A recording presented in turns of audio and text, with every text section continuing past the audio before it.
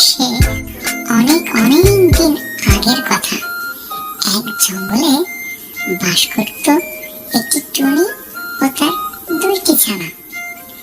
টুনি তার ছানাদের নিয়ে খুব সুখে দিন কাটাচ্ছিল, কিন্তু একদিন টুনির বাসার উপর নজর পড়ল একটি পাজি শিয়ালের। আরে বাহ, এত দেখি টুনির বাসায় দুটো ছানা আছে। চাই টুনিকে বোকা বানানোর চেষ্টা করি। ও কি নাদুস নুদুস ছানা, আমাকে আজ খেতেই হবে। টুনটুনির পাখির মাংস কত নরম আর সুস্বাদু হয়, তা কেবল খেলেই টের পাওয়া যাবে। আমাকে খেতেই হবে ওর ছানা দুটোকে আজকে। এই বলে শিয়াল ঝোপ থেকে বেরিয়ে টুনির বাসার নিচেই গেল আর টুনিকে বলতে লাগলো, এই বেটা টুনি, তোর ছানাগুলোকে নিচেই ফেল, তা না হলে আমি যদি গাছে উঠি তাহলে কিন্তু তোর ছানাদের সাথে সাথে তোকেও খেয়ে ফেলবো। কেন, তুমি কি বানর নাকি সাপ যে গাছে উঠবে? তুমি তো একটা শিয়াল, তুমি কিভাবে গাছে উঠতে পারো? আমাকে কি বোকা পেয়েছো নাকি যে তোমার ভয়ে আমি আমার ছানাদেরকে নিচে ফেলবো? ক্ষমতা থাকলে উপরে আসো, উপরে এসে আমার ছানাদেরকে খেয়ে যাও। এখনো সময় আছে, তোকে ভালো করে বলছি, ভালোই ভালোই তোর ছানাদের নিচেই ফেল, তা না হলে সত্যি সত্যি তোর বাসার উপরে উঠে যাব। তখন তোর ছানাদের সাথে তোকেও খাবো। বললাম তো, যদি পারো তাহলে আমার বাসায় উঠে এসো, উপরে এসে দেখি কেমন করে আমার ছানাদের খেতে পারো। না, ভেবেছিলাম টুনিকে বোকা বানিয়ে ওর ছানাদের খাবো, কিন্তু বেটা তো দেখছি সবই জেনে গেছে। টুনির গাছটা যথেষ্ট চিকন, এই গাছটা আমি যদি ঝাঁকাতে শুরু করি তাহলে বাচ্চাগুলো উপর থেকে নিচেই পড়বে আর আমি তখন ওর বাচ্চাদের খেতে পারবো। এই বলে পাজি শিয়াল টুনির গাছটা ঝাঁকাতে শুরু করে। জোরে জোরে ঝাঁকুনির ফলে টুনির বাসা থেকে তার ছানা দুটি নিচেই পড়ে যায় আর দ্রুত শিয়াল ছানা দুটি খেয়ে ফেলে।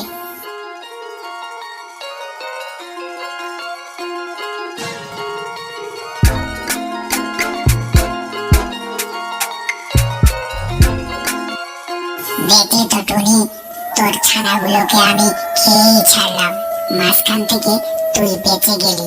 আমি যদি সত্যি সত্যি গাছের উপরে উঠতে পারতাম তাহলে তোকেও খেয়ে নিতাম। আমি এখন যাই, আবারও তুই ডিম পাড় আর বাচ্চা ফোটা, তারপর আমি আবার আসবো, তোর ছানাদের খেয়ে যাব আমি। তুমি খুবই পাজি একটি শিয়াল, আমার ছোট ছোট ছানাদের খেয়ে কি লাভ হলো তোমার? তোমার তো পেটও ভরলো না, তাহলে কেন তুমি আমার ছানাদেরকে খেলে? আরে বেটা, তুই কি বুঝবি? তোর ছানাগুলোকে খেয়ে যে মজা পেয়েছি, এরকম খাবার জীবনেও খাইনি আমি। তবে তুই চিন্তা করিস না, এর পরের বারও আমি তোর ছানাগুলোকে খাবো। তাড়াতাড়ি ডিম পাড় আর সেই ডিম থেকে নাদুস নুদুস বাচ্চা ফোটা।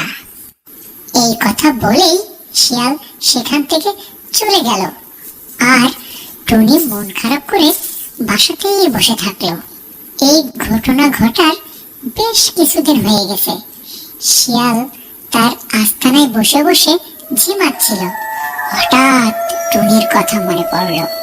আরে, টুনির ছানাদের খেয়েছিলাম তো অনেক দিন হয়ে গেল, এর মধ্যে মনে হয় টুনি আবারও ডিম পেড়েছে আর ডিমগুলো ফুটে বাচ্চাও বের হয়েছে। যাই, একবার টুনির বাসায় একটু উকি মেরে দেখে আসি। আমাকে তো দেখলে আবার বাচ্চাগুলো লুকিয়ে ফেলতে পারে, তখন তো কিছুই কপালে জুটবে না।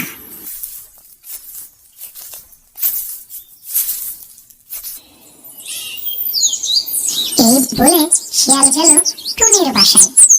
আর এদিকে টুনি আরো দুটি ছানা ফুটিয়েছে। আগের মতোই টুনি তার ছানাগুলোকে পাহারা দিচ্ছিল। দুষ্টু শিয়াল ঝোপের আড়াল থেকে দেখলো টুনির বাসায় আগের মতোই নাদুস নুদুস দুইটা ছানা। আরে ওই তো টুনি দেখছি আবারও দুটো ছানা ফুটিয়েছে। না না না, দেরি করা যাবে না, টুনির কাছে যাই, গিয়ে টুনির ছানা দুটোকে চাই। ভালোই যদি দিয়ে দেয় কিছুই বলবো না, আর যদি না দেয় আগের মতো আবারও গাছ ঝাঁকুনি দিতে শুরু করব, তাহলে একা একাই ছানাগুলো নিচেই পড়ে যাবে। এই বলে শিয়াল ঝোপের আড়াল থেকে বেরিয়ে এসে আবার টুনির বাসার নিচেই গেল। আর টুনিকে ভয় দেখিয়ে বলতে লাগলো, কি রে টুনি, এ তো দেখছি আবারও দুটো ছানা ফুটিয়েছিস। বলেছিলাম না আমি আসবো, ঠিক চলে এসেছি। নে ভালোই তোর ছানাগুলোকে মাটিতে ফেল, আমার অনেক ক্ষুধা লেগেছে। আমি তোমার কাছে হাত জোর করে মিনতি করছি, তুমি আমার ছানাগুলোকে খেও না। আমার ছানাগুলো নির্দোষ আর নিষ্পাপ, ওরা তোমার কি ক্ষতি করেছে? তুমি ওদেরকে খেও না ভাই, কমছে কম এই ছানাদেরকে এবার ছেড়ে দাও তুমি। দেখ টুনি, এখনো সময় আছে, আমি তোকে কিন্তু ভালোই বলছি, ছানাগুলোকে নিচেই ফেল। আর কাকতে মিনতি করে কোনো লাভ হবে না, আমি তোর ছানাগুলোকে খাবই। ভালো এটাই হবে যে তুই তোর ছানাগুলোকে তাড়াতাড়ি নিচেই ফেলা। আমি তোমার কাছে হাত জোর করে ভিক্ষা চাইছি, তুমি আমার ছানাগুলোকে ছেড়ে দাও ভাই, আমার ছোট্ট নিষ্পাপ বাচ্চা, এবার তো বাঁচার সুযোগ দাও তুমি। বুঝতে পেরেছি, সোজা কথাই কাজ হবে না, আবারও গাছ ঝাঁকাতে শুরু করি, তাহলে এই ছানাগুলো মাটিতে লুটিয়ে পড়বে। এই বলে শিয়াল টুনির গাছটা ঝাঁকাতে শুরু করে। জোরে ঝাঁকুনির ফলে বাসা থেকে তার দুইটি ছানা আবার নিচেই পড়ে যায়। আর দ্রুত শিয়াল ছানা দুটি খেয়ে ফেলে। তারপর শিয়াল তার আস্তানায় ফিরে গেল। টুনি মন খারাপ করে তার বাসাতেই দাঁড়িয়ে থাকলো।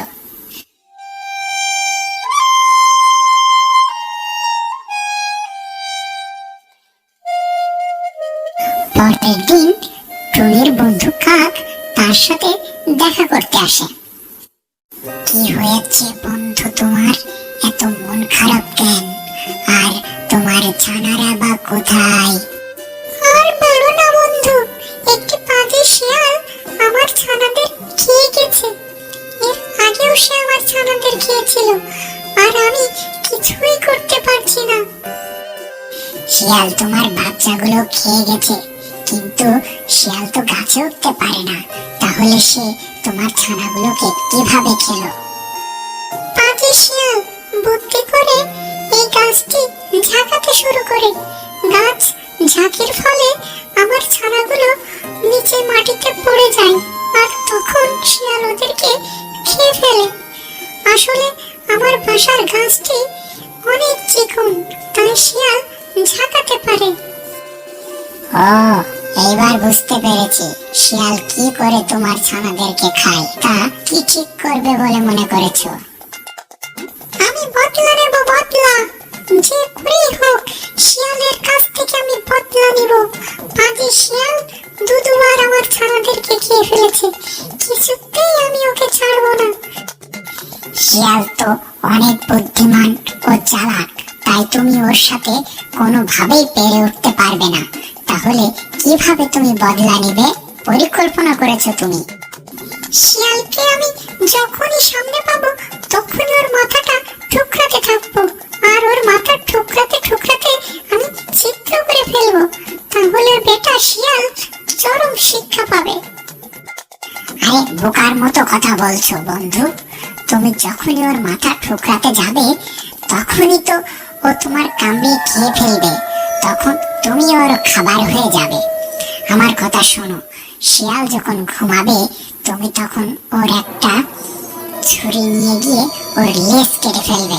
তাহলে ওই শিয়ালের চরম শিক্ষা হবে। লেজ হচ্ছে শিয়ালের প্রিয় জিনিস। তুমি যদি ওটাকে কেটে ফেলো তাহলে ও আর মুখ দেখাতে পারবে না, আর লজ্জাতেই মারা যাবে। ঠিক বলেছ বন্ধু, এই কাজটাই করতে হবে। শিয়ালের লেজ কেটে দিলে শিয়াল কোনো মতে ওর মুখ দেখাতে পারবে না। তাহলে সুযোগ বুঝে শিয়ালের লেজ কাটতে হবে। এরকম বুদ্ধি দিয়ে কাক সেখান থেকে চলে যায়, আর টুনি একা একা সেখানে ভাবতে থাকে। বন্ধু কাক আমাকে সঠিক বুদ্ধি দিয়েছে, এতে আমারও ক্ষতি হবে না, আর শিয়ালেরও অনেক বড় শিক্ষা হবে। আরো লজ্জাতে এই বনেই থাকতে পারবে না। এখন গ্রামে গিয়ে একটি ছুরির ব্যবস্থা করতে হবে। তারপর ওই ছুরি দিয়ে শিয়ালের লেজ কেটে দেব, তাহলেই হবে শিয়ালের উচিত শিক্ষা। এই বলে টুনি ছুরির ব্যবস্থা করতে পাশের গ্রামে যায়। আর এরপর একদিন শিয়াল খেয়ে দিয়ে মজা করে তার আস্তানায় ঘুমাচ্ছিল। তখনই টুনি একটি ধারালো ছুরি নিয়ে সেখানে চলে আসে, আর সুযোগ বুঝে শিয়ালের লেজ কেটে দেয়। আর শিয়ালেরও ঘুম ভেঙে যায়, আর টুনি দেরি না করে সেখান থেকে চলে যায়। হায় হায়, এ কি সর্বনাশ হলো! টুনি আমায় তো দেখছি লেজ কেটে দিয়ে গেল, এখন আমার কি হবে? লেজ ছাড়া এই জঙ্গলে আমি কিভাবে বের হব? আমি মুখ দেখাবো কি করে? আমার তো কোনো মান সম্মানই থাকলো না। লেজ ছাড়া আমাকে দেখতে কেমন লাগছে, সবই তো আমার শেষ হয়ে গেল। এই বলে বেচারা শিয়াল লজ্জায় মাথা নিচু করে সেই বন ছেড়ে দূরে কোথাও